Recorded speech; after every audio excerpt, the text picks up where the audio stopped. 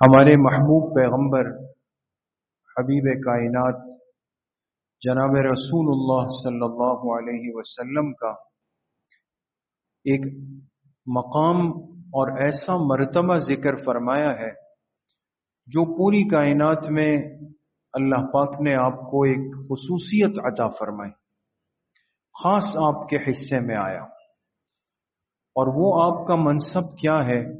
فرمائے وما ارسلناک الا رحمتا للعالمین، اے میرے حبیب صلی اللہ علیہ وسلم، ہم نے آپ کو تمام جہانوں کے لیے رحمت بنا کر بھیجا، تمام جہانوں کے لیے۔ عالمین فرمایا، اس لفظ پہ غور کریں دوستوں، اس لیے کہ صرف ہم یہ دعویٰ نہیں کر سکتے کہ آپ کی رحمت سے ہمیں اللہ نے عطا فرمایا ہے، ہمیں اللہ پاک نے آپ کی رحمت کی برکتیں عطا فرمائی ہے۔ اللہ پاک فرماتے ہیں اس کائنات میں جتنے بھی عالم ہے، اس لیے کہ عالمین جمع فرمائے، اس میں عالم انس ہے، عالم جن ہے، عالم ملائکہ ہے، عالم جمادات ہے، عالم نباتات ہے، عالم حیوانات ہے، جتنے عالم اللہ نے پیدا فرمائے ان سب کو اللہ کے پاک پیغمبر کی رحمت سے بھرپور حصہ ملا، لیکن جو اس امت کو ملا ہے اس کی شان الگ ہے، اس لیے کہ آپ ہمارے پیغمبر ہیں، ہمارے آقا ہے، ہمارے شفیع ہے، قیامت کے دن آپ کی شفاعت کے ہم سب سے پہلے طلبگار ہیں، اللہ ہم سب کو نصیب فرمائے۔ دوسری بات، سورۃ الحج میں اللہ پاک نے قیامت کے واقع ہونے کی جو کیفیت ہے اس کے لیے لفظ استعمال فرمایا، ان زلزلۃ الساعۃ شیء عظیم، جو قیامت جب آنے لگے گی، فرمایا وہ جو قیامت کا زلزلہ ہے، اس لیے کہ زلزلہ کس کو کہتے ہیں؟ جس میں زمین ہل جاتی ہے پوری، ایسا لگتا ہے کہ جیسے سب کچھ الٹ پلٹ ہو جائے گا۔ بعض جگہوں پہ جیسے زلزلہ آتا ہے، آج سے کچھ سال پہلے ہمارے پاکستان کے جو پہاڑی علاقے ہیں، جو ہزارہ ڈویژن کشمیر کا علاقہ ہے، کتنی تباہی مچی، آج تک اس کے اثرات جو وہاں کے احباب ہیں بتاتے ہیں، زمین ہل گئی پوری اور ہزاروں لوگ اس کی زد میں آئے اور آبادیاں تباہ ہو گئی۔ اب دنیا کا زلزلہ جو چند سیکنڈ یا منٹوں کا ہو، اس میں یہ سب کچھ ہو سکتا ہے، تو قیامت کا زلزلہ جسے اللہ پاک خود فرما رہے شیء عظیم، وہ جو قیامت کا زلزلہ ہوگا وہ ایک بڑی چیز ہے، تو کیا عجیب و غریب حالت ہوگی۔ اور فرمایا کہ جس دن یہ کیفیت اور حالت ہوگی کہ ہر انسان دوسرے سے دور ہو رہا ہوگا، دودھ پلانے والی عورت اپنے دودھ پیتے ہوئے بچے کو پھینک دے گی، الگ کر دے گی، حمل والی عورت اپنے حمل کو گرا دے گی، اس لیے کہ یہ دو ایسے رشتے ہوتے ہیں کہ دودھ پیتے بچے کو ماں اپنے سے الگ نہیں کرتی، حاملہ عورت اپنے حمل کی بہت حفاظت کرتی، لیکن وہ سختی اور کیفیت ایسی ہے کہ ان کو اپنے اس بچے کی پرواہ نہیں رہے گی۔ معلوم ہوا کتنا سخت معاملہ ہو، کتنی تیاری کی ضرورت ہے اور کتنا اللہ پاک سے مانگنے کی ضرورت ہے دوست، کہ اس دن اور اس لمحے، اس موقع پر اللہ پاک ہمارے ساتھ اپنے رحم کا معاملہ فرمائے۔ تیسری بات جو سورۃ الحج میں ہے، اللہ پاک نے ان ارواح کا، ان پاکیزہ روحوں کا تذکرہ فرمایا کہ جنہیں بڑی خصوصیت دی گئی، اور وہ ارواح بڑی خوش نصیب بھی ہے۔ وہ کون سی ارواح ہے؟ فرمایا جب حضرت ابراہیم علیہ الصلاۃ والتسلیم بیت اللہ شریف کی تعمیر سے فارغ ہو گئے تو اللہ پاک سے عرض کی کہ اے اللہ، آپ کا حکم تھا، ہم نے اس کی تعمیل کی، آپ کا گھر بنا دیا، خانہ کعبہ بن گیا، لیکن اے اللہ یہاں تو نہ آدم ہے، نہ آدم زاد ہے، کوئی بھی نہیں ہے، کون آئے گا آپ کے گھر میں؟ اس گھر کی عبادت کون کرے گا، کون اس کو بسائے گا؟ تو اللہ پاک نے فرمایا کہ اے ابراہیم، آپ اس پہاڑ پہ چڑھ جائیں اور لوگوں کو ندا دیں، آواز دیں کہ اے لوگوں آ جاؤ اور اللہ کے گھر کا حج کر لو۔ وَأَذِّن فِي النَّاسِ بِالْحَجِّ يَأْتُوكَ رِجَالًا، آپ اعلان کر دیں، اے اللہ میری آواز کون سنے گا، یہاں تو کوئی بھی نہیں ہے۔ اللہ نے فرمایا آپ کے ذمے ہے آواز لگانا، باقی وہ آواز کہاں تک پہنچتی ہے یہ تو ہمارا کام ہے، پہنچانا ہمارے ذمے ہے۔ اسی لیے حدیث پاک میں فرمایا کہ حضرت ابراہیم علیہ السلام نے آواز لگائی، صدا لگائی کہ اے لوگوں آ جاؤ اللہ کے گھر کا حج کرو۔ آپ علیہ الصلوۃ والسلام نے فرمایا کہ اللہ کے خلیل کی یہ آواز صرف انسانوں نے نہیں بلکہ ان تمام ارواح تک، ان تمام روحوں تک اللہ نے پہنچائی کہ جن کے نصیب میں ان کی موت سے پہلے بیت اللہ کی حاضری لکھ دی گئی۔ اللہ پاک ہم سب کو ان میں شمار فرمائے اور سب کو اس گھر کی حاضری بار بار نصیب فرمائے۔ تو حضرت ابراہیم علیہ السلام چڑھ گئے کہاں؟ جبل ابو قبیس، جو پہاڑ ہے، آپ جب جائیں گے انشاءاللہ اور صفا مروہ کی جو پٹی ہے اس سے نکلیں آپ باہر کی طرف تو بالکل سامنے ایک پہاڑ ہے، باقی تو تقریباً قریب کے پہاڑ مٹا دیے گئے۔ یہ جو پہاڑ ہے صفا مروہ کی سائٹ پر آپ دیکھیں گے، یہ جبل ابو قبیس ہے دوستو، اور اس پہاڑ کی انتہائی اہمیت ہے اور اس سے ایک بڑی تاریخ جڑی ہوئی ہے۔ ایک تو ابراہیم علیہ الصلوۃ والسلام نے اسی پہاڑ پہ کھڑے ہو کر کے صدا لگائی، ندا لگائی، اور دوسری بڑی خصوصیت یہ کہ یہی پہاڑ ہے جس پر کھڑے ہو کر سب سے پہلے جناب نبی کریم صلی اللہ علیہ وسلم نے لوگوں کو اس دین کی دعوت دی۔ جو مشہور واقعہ ہم سنتے ہیں نا کہ آپ کو جب نبوت ملی آپ پہاڑ کی چوٹی پر چڑھ گئے اور لوگوں سے کہا کہ میں اگر تمہیں کہوں کہ ایک دشمن کا لشکر آ رہا ہے، پڑھا ہے نا، یہ تو اسکول کی کتابوں میں بھی پڑھا ہے، دشمن کا ایک لشکر آ رہا ہے جو تم پہ حملہ آور ہوگا، کیا تم میری بات مانو گے؟ لوگوں نے کہا بالکل، اس لیے کہ آپ صادق اور امین ہیں۔ تو کہا میں پھر تمہیں کہتا ہوں کہ ایک ایسا دن آ رہا ہے جس میں اللہ کے سامنے پیشی ہے، قیامت ہے، جہنم ہے۔ یہ جو آپ علیہ الصلوۃ والسلام نے لوگوں کو پہلی دعوت دی جس پہاڑ پہ چڑھ کے، تو وہ یہی پہاڑ تھا جبل ابو قبیس۔ سمجھ گئے دوستو؟ چوتھی بات جو سورۃ الحج میں ہے، اللہ تعالیٰ نے اس عمل کا، قربانی کے عمل کا تذکرہ فرمایا جو قیامت تک اس امت کے اندر اللہ پاک نے بطور ایک یادگار کے جاری فرما دی۔ چونکہ ایک عظیم قربانی دی گئی اللہ کے حکم پر، اور اللہ کے لیے جو عمل اخلاص کے ساتھ ہو، یہ یاد رکھیں، جو عمل اللہ کے لیے ہو اور اخلاص کے ساتھ ہو، اللہ اس کو کبھی نہیں مٹاتے، وہ زندہ رہتا ہے۔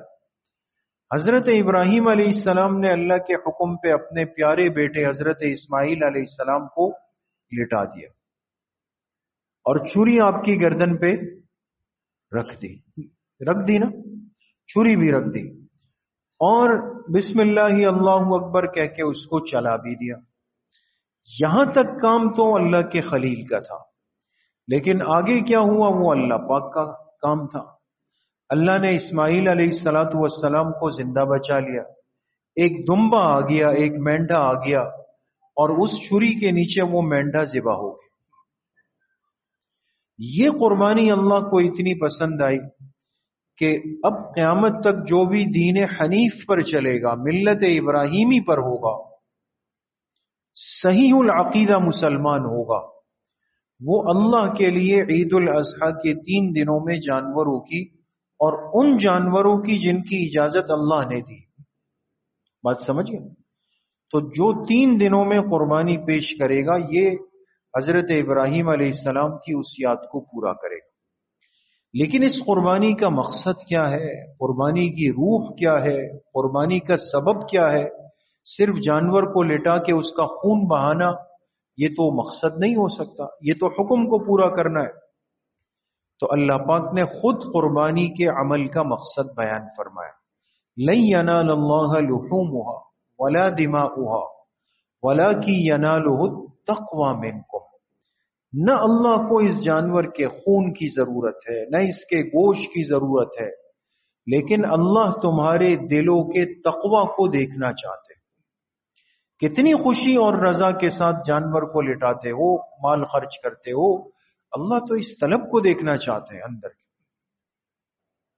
پانچویں بات سورہ مومنون میں اللہ پاک نے ان ایمان والوں کی 5 صفات ذکر فرمائی جن کو اللہ نے فرمایا قد افلح المؤمنون، وہ ایمان والے کامیاب ہو گئے۔ دیکھیں نا، ایک تو یہ ہے کہ میں اور آپ کسی کو کہے کہ جی وہ کامیاب ہو گیا، یہ کامیاب ہو گیا، اس نے پوزیشن لے لی، وہ کامیاب ہو گیا، یہ تو میرے اور آپ کے کامیابی کا بیان ہے۔ لیکن ایک وہ مومن خوش نصیب ہے جسے اللہ فرما رہے ہیں کہ کامیاب ہو گیا، اس کی کامیابی کتنی بڑی ہوگی۔ تو وہ کون خوش نصیب مومن ہے جو اللہ کی نظر میں کامیاب ہے؟ فرمایا جس میں 5 صفات ہیں۔ کتنی صفات ہیں؟ اس کو یاد رکھیں۔ سب سے پہلی وصف کیا فرمایا؟ فرمایا جو اپنی نمازوں میں خشوع اور خضوع کو ادا کرتے۔ نمازیں ایسی دھڑا دھڑ نمازیں نہیں ہیں، خشوع خضوع کے ساتھ، عاجزی کے ساتھ، آداب کے ساتھ ہے۔ نمبر 2 فرمائے جو بے مقصد لغو، بیکار کاموں سے دور رہتے ہیں۔ ہماری زندگی دوستو بے مقصد نہیں ہے، با مقصد زندگی۔ اپنے آپ کو اتنا فارغ نہ بنائیں کہ بیٹھ کے پتھر مار رہے، جیسے آج کل ہوتا ہے، لا یعنی کاموں کے اندر زندگی گزر رہے۔ تیسری بات فرمائی والذین هم للزکاۃ فاعلون، جو اپنے مال کی زکوٰۃ ادا کرتے ہیں۔ والذین هم لفروجهم حافظون، جو اپنی شرمگاہوں کی حفاظت کرتے ہیں۔ پانچواں وصف فرمایا والذین هم لاماناتهم وعہدهم راعون، جو اپنے کیے ہوئے وعدوں کو پورا کرتے ہیں۔ جہاں ایمان کے ساتھ یہ 5 صفات جمع ہو جائے، اللہ پاک نے فرمایا یہ مومن کامیاب مومن ہے۔ چھٹی بات جو سورہ مومنون میں ہے، اللہ پاک نے قیامت کے دن کے 2 طبقوں کا ذکر فرمایا۔ ایک کامیاب طبقہ ہے، اور اس کامیاب طبقے کو اللہ پاک نے فرمایا کہ یہ سعید ہے۔ کیا ہے؟ سعید کہتے ہیں خوش بخت، خوش نصیب کو، جس کے نصیب اچھے ہوں۔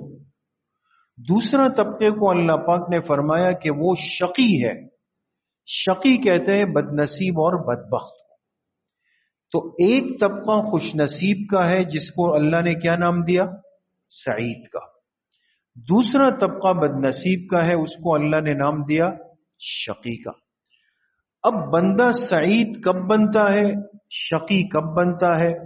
اللہ پاک نے فرمایا یہ فرق عقیدے کی بنیاد پر ہے۔ کس کی بنیاد پر؟ عقیدے کے بنیاد۔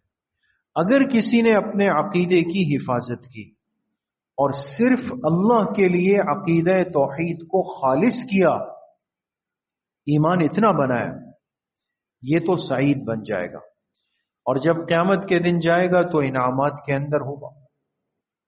اور جس نے اپنے عقیدے کو برباد کیا، اللہ کو چھوڑ کے باقی سہاروں کی طرف بھاگتا رہا، تو یہ شقی بن جائے گا، اور یہ اتنا محروم ہوگا کہ جب یہ قیامت کے میدان میں پہنچے گا، اپنی پکڑ اپنی آنکھوں کے سامنے دیکھ لے گا، تو اللہ پاک سے اس دن گڑ گڑا کر کہے گا اے اللہ مجھے واپس تھوڑا سا موقع دے دے، کیوں؟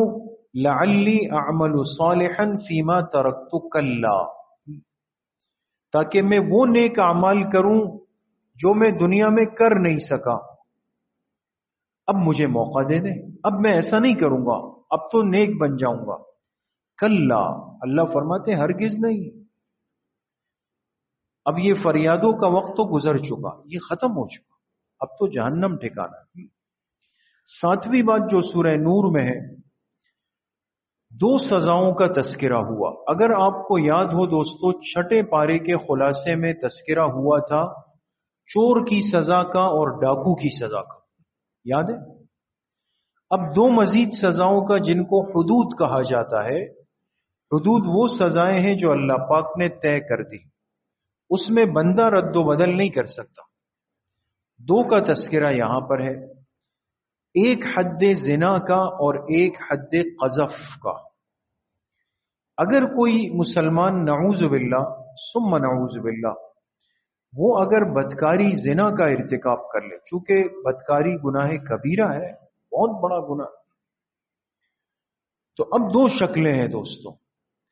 ایک صورت تو یہ ہے کہ بدکاری کرنے والا شادی شدہ ہوگا یا غیر شادی شدہ ہوگا، سمجھ رہے ہیں دوستوں؟ اگر اس فعل بد کا ارتکاب کرنے والا شادی شدہ ہو، متزوج ہو، محسن ہو، تو یہ تو بہت بڑا مجرم ہے، اس لیے کہ اس کے پاس تو حلال راستہ تھا، نکاح کیا ہے اس نے، اللہ نے اس کے لیے اس کی بیوی کو حلال فرمایا، یہ اس سے اپنی جائز خواہش پوری کرتا، اس کو اللہ پاک اجر بھی دیتے اس پر۔ باوجود اس راستے کے اس نے کیا کیا؟ گناہ میں جا کے گرا، چھلانگ ماری، تو اس نے تو بہت بڑا گناہ کیا، اس کی سزا تو رجم ہے۔ رجم یہ ہے کہ اگر اسلامی عدالت تحقیق کرے اور اس کا جرم ثابت ہو یا یہ خود جا کے اقرار کر لے تو اس کو سزا ملے گی، اس کو پتھر مار کے سنسار کیا جائے گا، لیکن یہ سزا اس کو عدالت دے گی، اسلامی جج دے گا، لوگ نہیں دیں گے کہ لوگ خود بیٹھ جائے، جرگہ بیٹھ جائے اور طے کر لیں۔ اگر غیر شادی شدہ مرد نعوذ باللہ بدکاری کر لے اور اس کا جرم عدالت ثابت کر دے یا وہ خود اقرار کر لے 4 مرتبہ، تو اس کی سزا یہ کہ اس کو 100 کوڑے لگائے جائیں گے۔ کتنے کوڑے؟ 100 کوڑے اس کو سزا میں لگائے جائیں گے۔ یہ تو ہے حد زنا۔ دوسری سزا ہے حد قذف۔ قذف کہتے ہیں تہمت لگانا کسی پر، تہمت، بہتان۔ آج اس چیز کو ہم نے کتنا آسان بھی کر دیا اور عام بھی کر دیا دوستوں، ہے نا؟ تھوڑا سا کسی سے لڑائی ہوئی، انبن ہوئی، معاملات بگڑ گئے، ڈائریکٹ یہاں سے آواز لگائی، اس پر تہمت لگائی کہ وہ تو ہے ہی اس طرح بدکار آدمی، فلاں آدمی فلاں آدمی فلاں آدمی۔ کتنا آسان ہے آج نا؟ سیاسی اختلاف ہو، کاروباری اختلاف ہو، مزاج کا فرق ہو، کوئی لڑائی ہو گئی، رشتوں میں انبن ہو گئی، ڈائریکٹ تہمت لگاتے ہیں، مرد پہ بھی لگاتے ہیں، عورتوں پہ بھی لگاتے ہیں۔ لیکن میرے دوستوں بزرگوں، شریعت نے اس معاملے کو اتنا ہلکا نہیں رکھا۔ ہر انسان کی، خواہ وہ مرد ہو عورت ہو، ایک عزت ہوتی، عزت نفس بنتی بڑی مشکل سے ہے، ٹوٹتی لمحوں کے اندر۔ اب آپ نے کسی پر تہمت لگا دی کہ فلاں ایسا ہے، پھر وہ بیچارہ 1 سال اپنی صفائیاں دے، لوگ نہیں بنے، کہانیاں تو بن گئی۔ اس لیے شریعت نے اصول رکھا کہ اگر کسی نے تہمت لگائی اور اس بندے نے کہا کہ اس نے تو میری عزت خراب کی، جا کے عدالت میں قاضی کے، جج کے سامنے کھڑا ہو، فلاں نے مجھ پہ الزام لگایا، جج صاحب آپ اس کو بلائیں، وہ مجھ پر لگانے والی تہمت کو ثابت کر دے۔ اب جج اس کو بلائے، آپ نے تہمت لگائی؟ جی میں نے لگائی۔ اب آپ ثابت کریں، آپ ثابت کریں کہ واقعی یہ آدمی بدکار ہے، زناکار ہے، فلاں ہے فلاں ہے فلاں ہے۔ اگر تو وہ ثابت کر دے 2 گواہوں کے ذریعے سے، پھر تو ٹھیک ہے، چلے۔ لیکن اگر اس نے کہا کہ نہیں جی یہ تو میں نے جذبات میں کہا، یہ تو جی منہ سے نکل گیا، اور جی میں کر دوں گا، اور جی یہ ہے نا، آپ نے ایک مسلمان کی عزت کیسے خراب کی؟ اس کو سزا میں 80 کوڑے لگائے جائیں گے۔ کتنے کوڑے؟ 80 کوڑے۔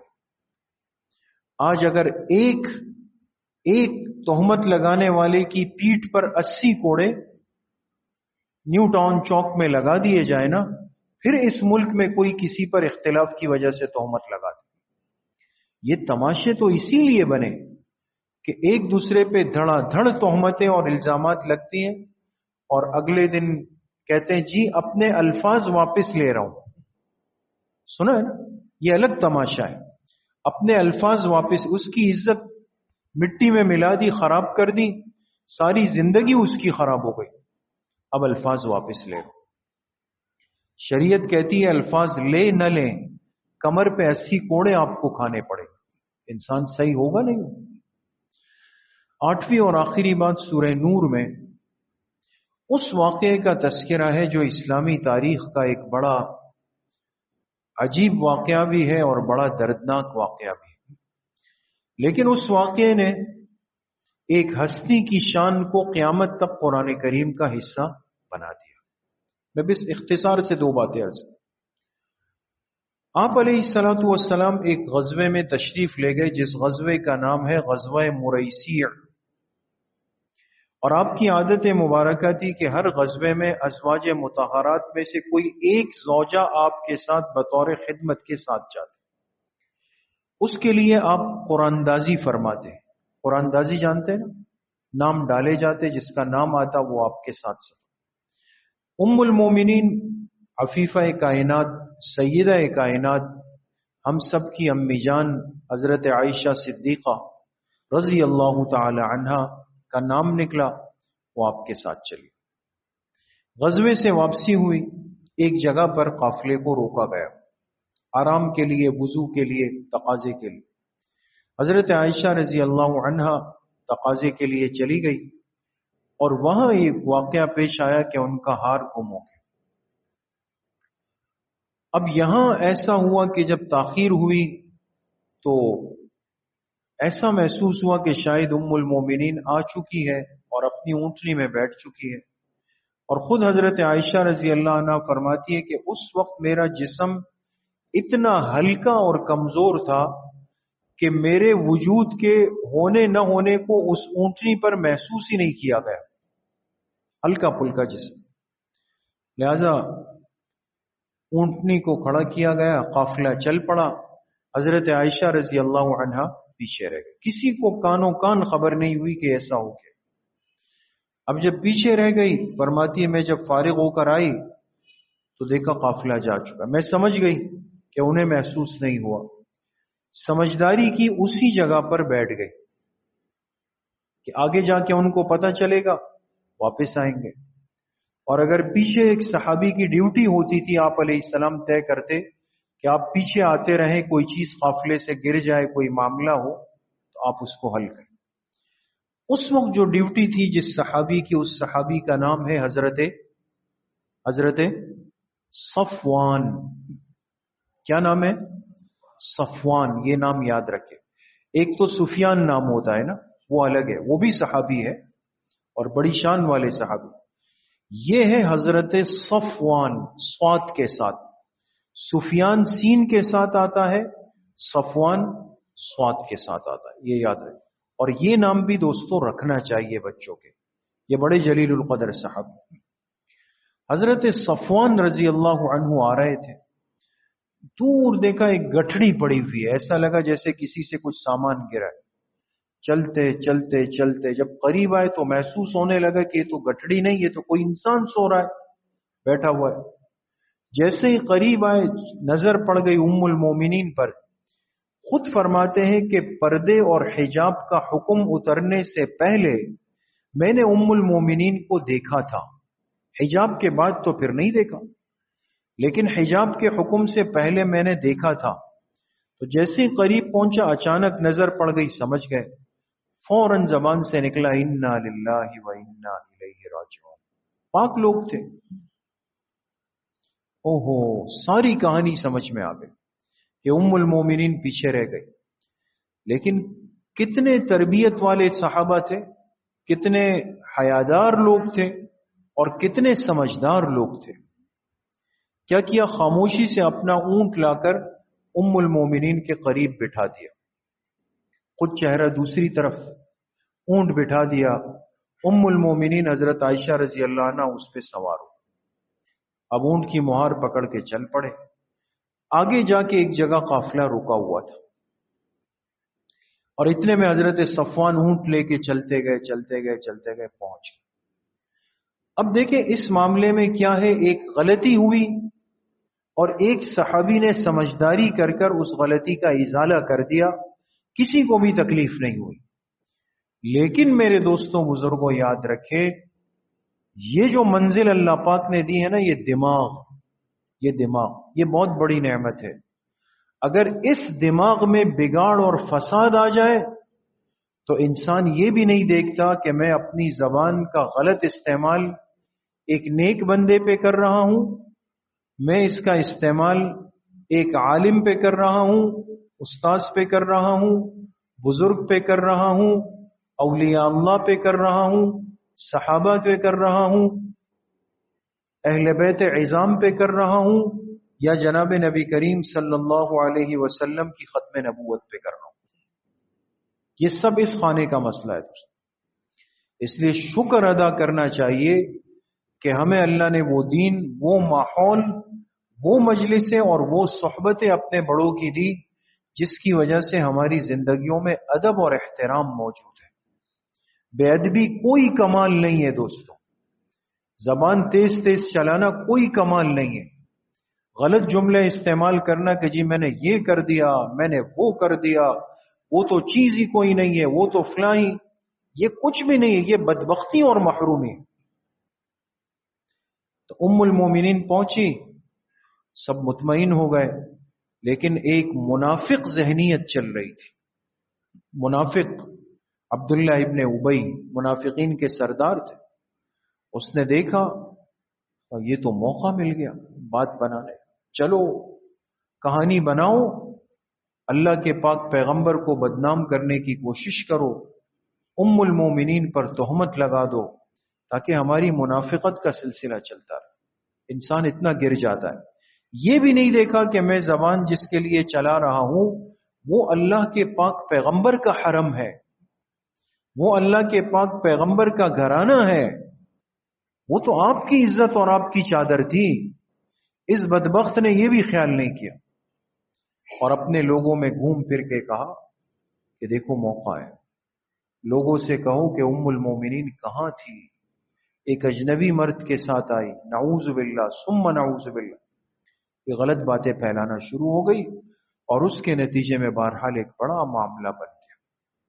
آپ علیہ السلام بھی پریشان، صحابہ بھی پریشان، ام المومنین بھی پریشان، اور بڑے کرب کے، تکلیف کے، آزمائش کے، درد کے دن گزرے۔ لیکن بالآخر اللہ پاک نے وحی اتار دی، سورہ نور کی 18 آیتیں اتری جس میں ام المومنین حضرت عائشہ صدیقہ رضی اللہ عنہا کی پاکی بیان کی گئی اور منافقین کی منافقت اور ان کے لیے دردناک عذاب کا حکم اللہ پاک نے بیان فرما دیا۔ اب قیامت تک قرآن کی تلاوت ہوگی اور ہم سب کی ماں عائشہ صدیقہ عفیفہ کائنات کی اس سردار کی پاکی مسلمان اپنی زبان سے بیان کرتے رہے۔ اللہ پاک صحیح عمل کی توفیق نصیب